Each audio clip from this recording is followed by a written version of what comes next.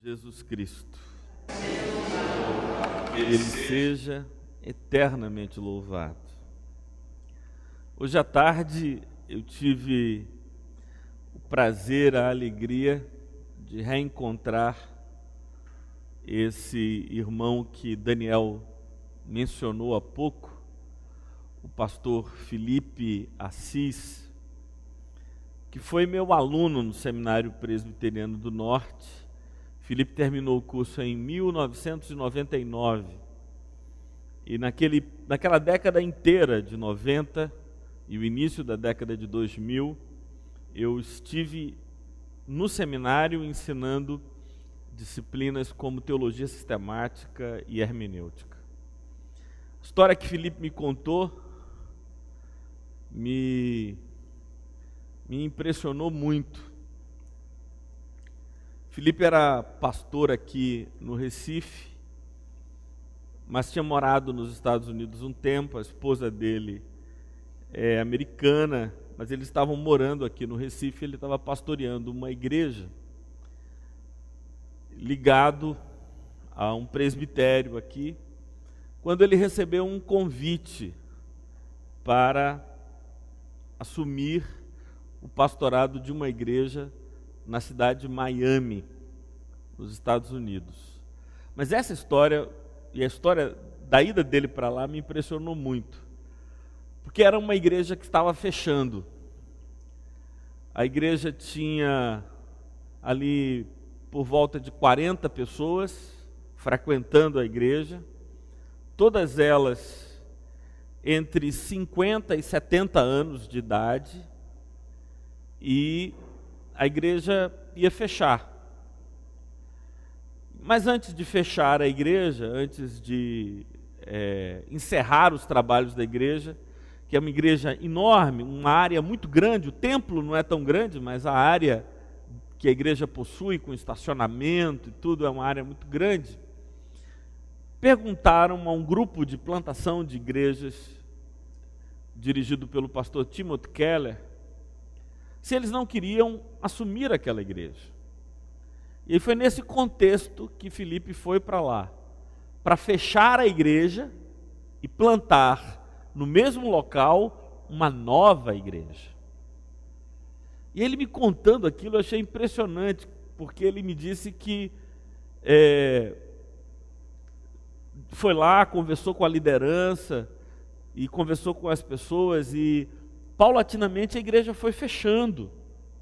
E ele foi reunindo grupos nas casas e na universidade, até que chegou um momento em que eles celebraram um culto em memória da Igreja Presbiteriana Emanuel, que era o nome da igreja, que tinha lá uns 70 anos já em Miami.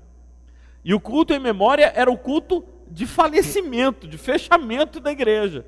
Então eles fecharam a igreja, passaram 3 ou 4 semanas com a igreja fechada, e então abriram a nova igreja. E aí eu perguntei, Felipe, por que vocês fizeram isso? E aí ele disse assim, Martorelli, às vezes é melhor agir assim do que tentar consertar as coisas no meio do caminho. Eu creio que... E aí eu conversei com o Felipe sobre tantas coisas, tantas outras questões do reino de Deus e do Evangelho. Eu creio que a gente vive no Recife, no Brasil, na nossa comunidade, em tantos outros lugares do mundo, com um problema fundamental. E o problema fundamental é aquela crise de propósito. A pergunta é, qual é o propósito da igreja? Qual a razão de ser da igreja? Essa crise de propósito, a gente não sabe qual é o propósito, e o fato de viver esta crise de propósito gera outras crises. Uma crise que é decorrente da ignorância acerca de qual a razão de ser da igreja é a crise da ação, ou a crise estratégica. Como a gente não sabe qual é o propósito, a gente não sabe o que tem que fazer. Então a gente se reúne aqui, como está reunido hoje à noite, para conversar, abrir a palavra de Deus, cantar canções, O pastor vem para a igreja, fala, prega a palavra, na esperança de que um fragmento disso que está sendo dito permaneça no coração dos fiéis, eles voltem para casa e talvez lembrem, e talvez isso que seja dito ajude-os a viver melhor nesse ou naquele aspecto da vida, mas é algo realmente muito menor, de uma dimensão muito inferior àquela dimensão que é a proposta do Evangelho. Então, a gente não sabe o que fazer, e isso que estamos fazendo não se identifica com a grandiosidade do reino de Deus apresentada tanto nos Evangelhos, quanto no livro de Atos, ou na história da expansão da igreja pelas epístolas paulinas. A crise de ação, decorrente da crise de propósito, leva a uma outra crise, que é a crise da adesão. As pessoas começam a não ir para a igreja, começam a não frequentar a igreja. E por que não frequentam a igreja? Porque elas fazem a seguinte pergunta para a sua própria alma: que benefício, que favor, que sentido é que eu vou trazer e agregar à minha vida indo? E como não há clareza no propósito, não há clareza na ação, as relações, a própria presença se torna extremamente tênue. E aí você deixa de ir à igreja, porque qualquer outra atenção, atração, lhe cativou momentaneamente. Você não vem para a igreja porque tem jogo de futebol, você não vem para a igreja porque é a final da Copa do Mundo, ou o seu time do coração vai jogar, você não vem para a igreja porque é um capítulo decisivo da novela das 8, que vai passar hoje, você não vem para a igreja porque teve uma reunião mais estressante. Tudo isso é motivo para não vir para a igreja, e eu acho que são motivos válidos, motivos corretos, motivos certíssimos para não vir para a igreja, porque essa igreja sem propósito, sem estratégia, sem ação, não tem razão para adesão. Esse é o problema todo. Não adianta a gente criticar as pessoas por elas não virem.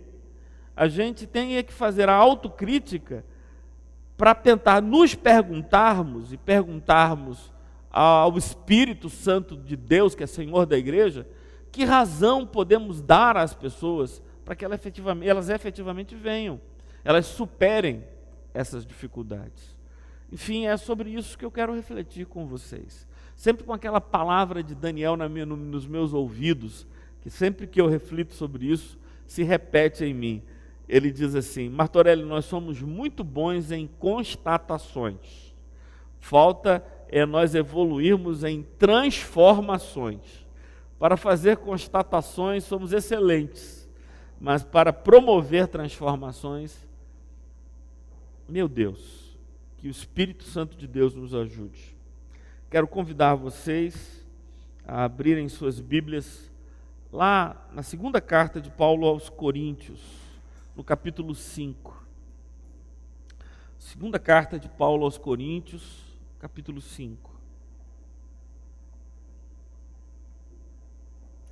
Queria começar lendo com vocês, aqui a partir do versículo 11. Segunda carta de Paulo aos Coríntios, capítulo 5, a partir do versículo 11. Estão comigo lá? Diz assim: e assim, conhecendo o temor do Senhor, persuadimos os homens e somos cabalmente conhecidos por Deus. E espero que também a vossa consciência nos reconheça. Não nos recomendamos novamente a vós outros, pelo contrário, damos-vos ensejo de vos gloriardes por nossa causa, para que tenhais o que responder aos que se gloriam na aparência e não no coração. Porque se enlouquecemos, é para Deus. E se conservamos o juízo, é para vós outros. Porque o amor de Deus nos constrange, julgando nós isto: um morreu por todos, logo todos morreram. Aquilo que Daniel estava falando acerca da união mística entre Cristo e a sua igreja. E ele morreu por todos, para que os que vivem não vivam mais para si mesmos, mas para aquele que por eles morreu e ressuscitou. Assim que nós, daqui por diante, a ninguém reconhecemos segundo a carne, e se antes conhecemos Cristo segundo a carne, já agora não o conhecemos deste modo. E assim, se alguém está em Cristo, é nova criatura. As coisas antigas já passaram, e eis que se fizeram novas. Ora, tudo provém de Deus, que nos reconciliou consigo mesmo, por meio de Cristo, e nos deu o ministério da reconciliação. A saber que Deus estava em Cristo, reconciliando consigo o mundo, não imputando aos homens as suas transgressões, e nos confiou a palavra da reconciliação, de sorte que somos embaixadores em nome de Cristo, como se Deus exortasse por nosso intermédio. Em nome de Cristo, pois, rogamos que vos reconcilieis com Deus. Aquele que não conheceu o pecado, ele o fez pecado por nós, para que nele fôssemos feitos justiça de Deus. E nós, na qualidade de cooperadores com ele, também vos exortamos a que não recebais em vão a graça de Deus. Porque ele diz: eu te ouvi no tempo da oportunidade e te socorri no dia da salvação.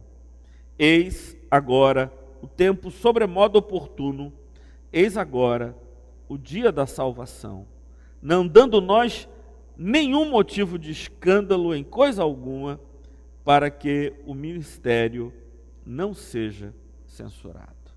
Vamos orar, pedir ao Senhor que nos ajude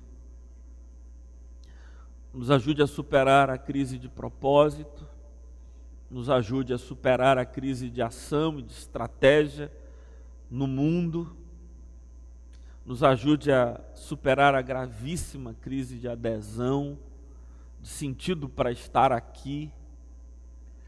Que o Espírito Santo de Deus nos ajude a superar a crise de relevância nesse mundo, que Ele nos ajude a tudo isso. Ó Deus eterno, glorificamos o Teu nome por Tua palavra, que não cessa de nos revelar a nós mesmos e que não cessa de nos revelar o caminho para nos redescobrirmos, para nos replantarmos, o caminho para nos transformarmos, o caminho para existirmos de modo relevante e conectado ao Teu ideal de povo e de igreja. Nós te pedimos, Senhor, o Teu socorro, a Tua intervenção, o Teu cuidado por nós, Tua compaixão, porque sem a Tua ação, Senhor, nós continuaremos vivendo e sendo como temos vivido e sido, até não sermos, até morrermos. Mas eu sei, Senhor, que essa não é a Tua vontade. Antes, a Tua vontade é que ressuscitemos cada um de nós, e nós como comunidade, para a honra e glória do Teu nome, Senhor. É isso que buscamos, na Tua face, na Tua presença. Amém. Creio que Paulo nos diz algumas coisas que são essenciais, que reflitamos sobre elas, mas não apenas que reflitamos, mas que encaremos a nossa vida como convém. Primeira coisa que me chama a atenção nesse texto é quando Paulo diz que o amor de Cristo nos constrange. A palavra constrangimento aqui tem duas direções, ou duas abordagens, ou duas perspectivas. Constrangimento é aquilo que muda o nosso sentimento, constrangimento é aquilo que nos faz mover, nos faz dirigir, saindo da estagnação. Quando Paulo diz que o amor de Cristo nos constrange, ele quer dizer é que o motor de nossas vidas, da forma como nós encaramos a existência, da forma como nós montamos a nossa agenda, deve ser a reflexão sobre o amor de Cristo. O fato de ter Ele subsistindo em forma de Deus, estando na glória eterna com o Pai, como disse Paulo escrevendo aos Filipenses, não ter julgado isso ser suficiente ou se exaltado, antes ele se esvaziou de toda a sua glória, assumindo a forma de um indivíduo como nós, mas assumindo a forma de servo. Não apenas isso, mas ele veio, nos trouxe a sua palavra e morreu a morte de cruz em nosso lugar. E aqui, queria muito que vocês prestassem atenção sobre esse versículo aqui, versículo 13. Porque se enlouquecemos é para Deus, se conservamos o juízo é para vós outros, porque o amor de Cristo nos constrange, julgando nós isto, um morreu por todos, logo todos morremos. Preste atenção, gente. O que Paulo está dizendo é que se nós nos vinculamos com Cristo, nós temos que morrer na morte dele. Se ele morreu, nós também morremos. Ora, um morreu por todos, logo todos morreram. E ele morreu por todos, versículo 15, para que os que vivem não vivam mais para si mesmos, mas para aquele que por eles morreu e ressuscitou. Está aí os dois problemas fundamentais da igreja dos nossos tempos. O primeiro problema é que nós não morremos. Cristo morreu, mas nós não morremos. Não morremos no sentido de que continuamos vivendo para nós mesmos. Não estamos vivendo para aquele que por nós morreu e ressuscitou. Ou seja, nós continuamos achando que o propósito de Deus é nos abençoar, o propósito de Deus é nos curar, o propósito de Deus é nos fazer bem. Jamais podemos supor que o propósito de Deus em fazer Cristo morrer na cruz é para que nós morrêssemos para esta vida e então, discernindo a morte dele, o sacrifício dele, pudéssemos morrer para esta vida e viver para ele, viver para a glória dele, para o louvor dele, para fazer e realizar no mundo a sua vontade. Isso nos escapou completamente. Isso não está em nós completamente. Ou seja, a igreja cristã, na onda do individualismo, do hedonismo de nosso tempo, continua existindo quase que exclusivamente para sua autossatisfação. E aí as pessoas, quando você tem essa perspectiva, Naim, e a perspectiva é: o que é que aquilo vai trazer de bom para a minha vida? O que é que aquilo vai me favorecer? O que é que aquilo vai me enriquecer ou melhorar a minha qualidade de vida? Quando a gente está pensando só em nós mesmos,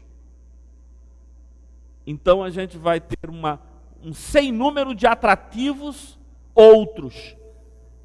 Mas e se a gente pensasse que vir à igreja é uma ação cujo propósito é viver para Cristo e para alcançar outras pessoas? Vamos continuar lendo aqui. Tem um terceiro aspecto extremamente importante. Vamos tentar entender. O primeiro aspecto, Cristo morreu e nós morremos com Ele. O segundo aspecto é que essa morte é uma morte para esta vida, para que a partir dessa experiência de morte, nós vivamos para Ele, para satisfazer aquele que por nós morreu e ressuscitou. E aí, Eliane, vem um versículo que é extremamente mal interpretado, porque é interpretado à luz da cultura de nosso tempo, que é o versículo 17. E assim, se alguém está em Cristo, é nova criatura. As coisas antigas já passaram e eis que se fizeram novas. Como é que as pessoas interpretam esse texto? Quando alguém se converte, tudo o que ele fez de ruim no passado deixa de ser relevante. Porque se alguém está em Cristo, nova criatura é, e as coisas antigas já passaram. Mas não é nada disso. O propósito de Paulo não é dizer isso. Sabe o que Paulo está dizendo aqui, Daniel? É que se alguém está em Cristo, as coisas que tinham valor para ele antes, para as quais ele vivia, para essas coisas, ele morreu. Então o que Paulo está dizendo, se o texto é lido em seu contexto, é que se alguém está em Cristo, descobriu um tesouro outro, valores outros, importâncias outras, que não são mais aquelas. As coisas antigas já passaram, e eis que tudo se fez novo. O que é que antigo passou?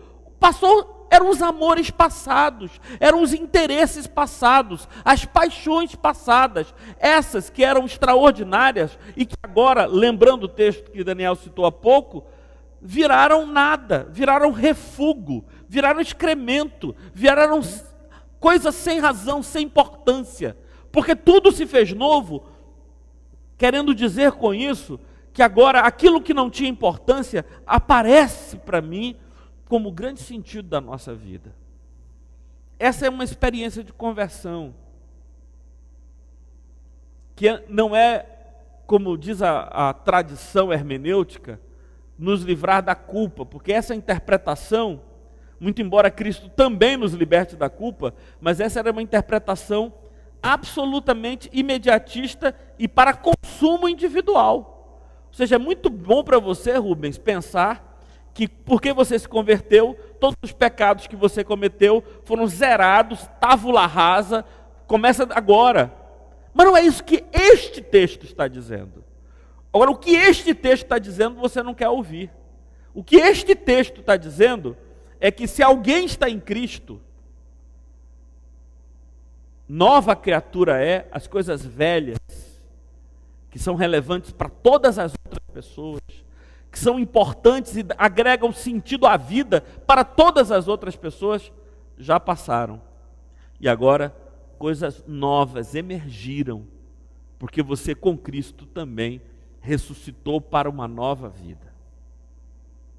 Se pensarmos que isto é a experiência de conversão, aí eu pergunto aí, quantos de nós se converteram? Quantos de nós podem dar testemunho de uma história de conversão que realiza o versículo 17? Nós estamos em Cristo porque as coisas velhas já passaram e se fizeram novas todas as coisas. Continuando. E aí vem o ponto central da minha mensagem de hoje.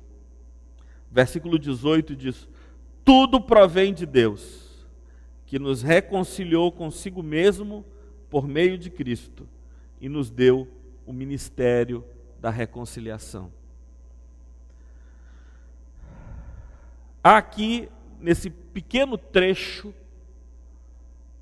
a história de 3 movimentos do Evangelho. O primeiro movimento é o movimento de ruptura, o movimento de divórcio, o movimento de separação entre o homem e Deus.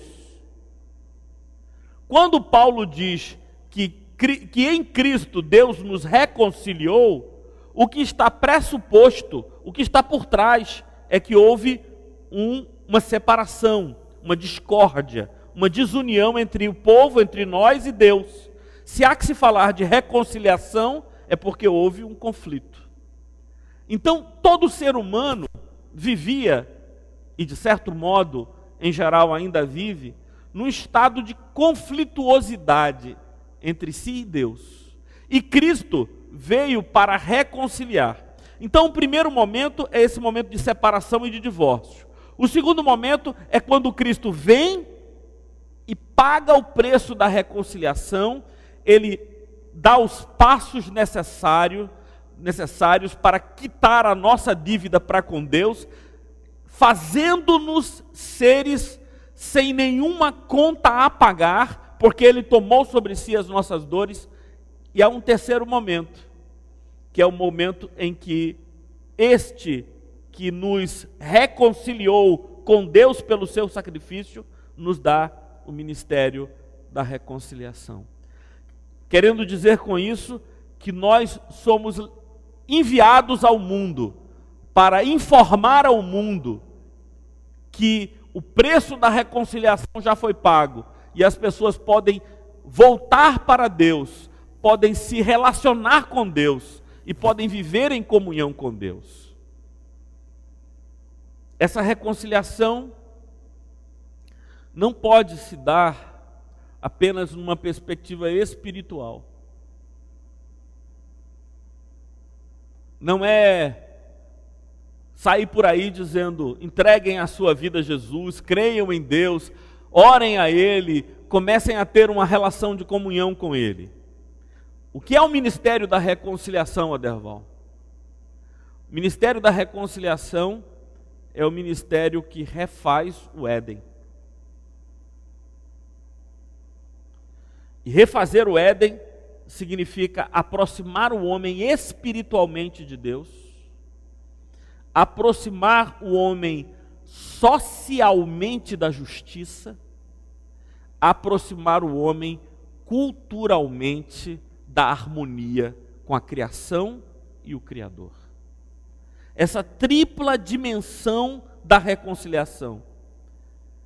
E é por isso que nós temos que entender que a igreja não existe para pregar o evangelho dizendo, convertam-se e entreguem suas vidas a Cristo. Ela existe também para espalhar o reino de Deus sobre a terra, onde há injustiça, proclamar a justiça. Onde há miséria, desfazer a miséria. Onde há sofrimento, redimir o sofrido. A igreja existe para restaurar a beleza perdida, para restaurar e desfazer tudo quanto a separação, a crise causou, que Cristo desfez, e nós, como embaixadores dele, é o que Paulo nos diz um pouco mais adiante. Ele vai nos dizer aqui, no versículo 20, de sorte que somos enviados, embaixadores, representantes, aqueles que são designados por Deus em nome de Cristo, como se Deus exortasse por nosso intermédio. Em nome de Cristo, pois, rogamos que vos reconcilieis com Deus. Aquele que não conheceu o pecado, Ele o fez pecado por nós, para que nele fôssemos feitos justiça de Deus. Mais uma vez, aquela dimensão da união mística.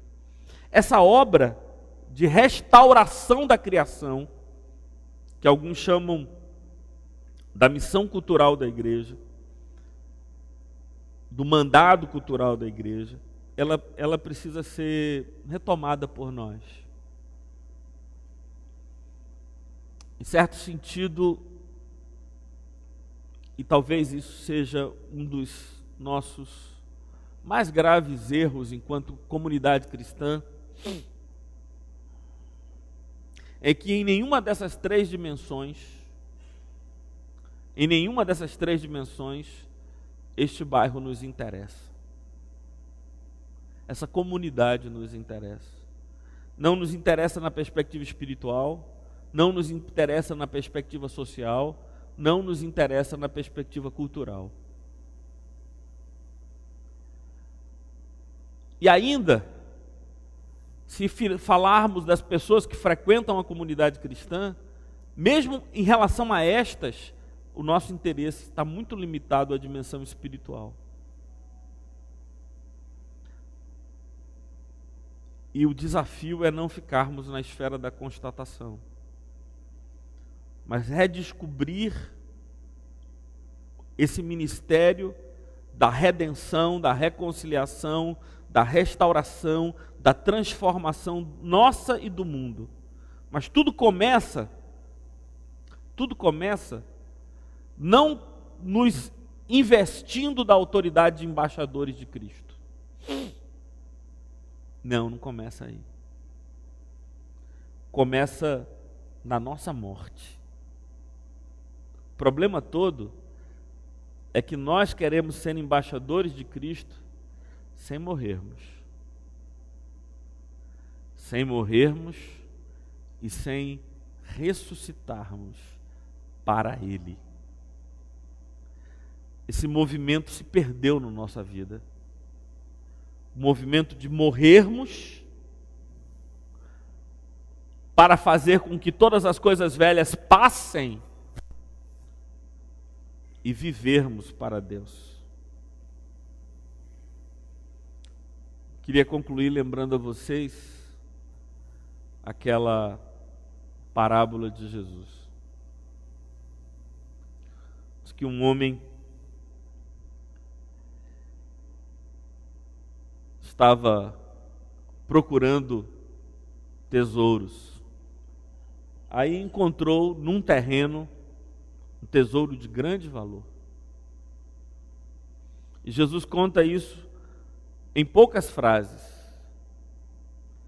Ele diz que este homem, depois de ter encontrado aquele tesouro, ele vai, vende tudo que tem, pega o dinheiro e compra o terreno.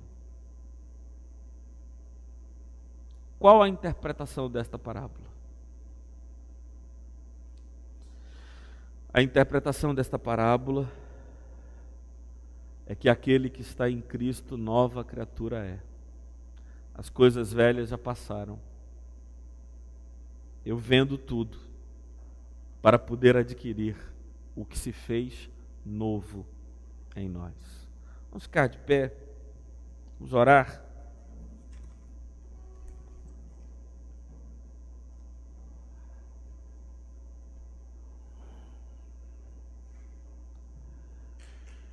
E aí eu lembro daquela conversa de Jesus com Nicodemos.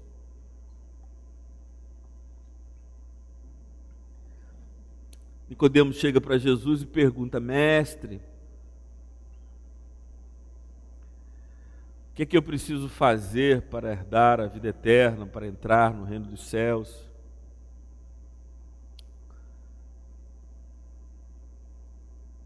Nicodemos tem vontade de conhecer o caminho.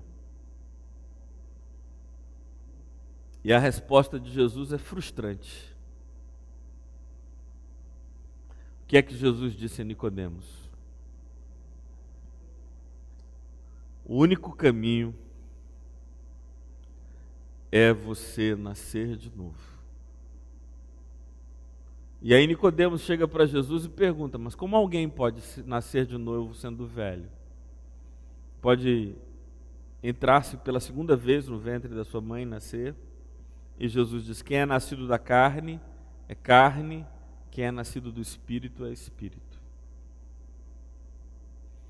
O problema da igreja dos nossos dias é que uma igreja carnal dirige na carne os seus fiéis para atendê-los na carne. Ninguém é convidado a morrer para viver para Cristo. Que Deus tenha misericórdia de nós e nos mostre esse novo caminho, para a honra e glória do seu nome santo e misericordioso. Ó Deus, eis aqui um quadro claríssimo para todos nós, do que nos falta e que direção precisamos tomar. Ajuda-nos, Senhor, a vivermos Tua graça sem a desprezarmos, como disse Paulo, para que a Tua graça não seja vã na nossa vida, que a nada compreendemos como convém compreender. Te pedimos que assim nos ajudes, para que o ministério, verdadeiro ministério,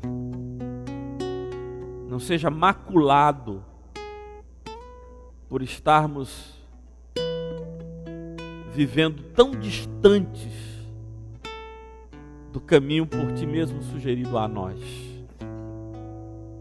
Tem misericórdia do teu povo, de mim, em nome do teu Filho Jesus. Amém. Podem se assentar, meus irmãos.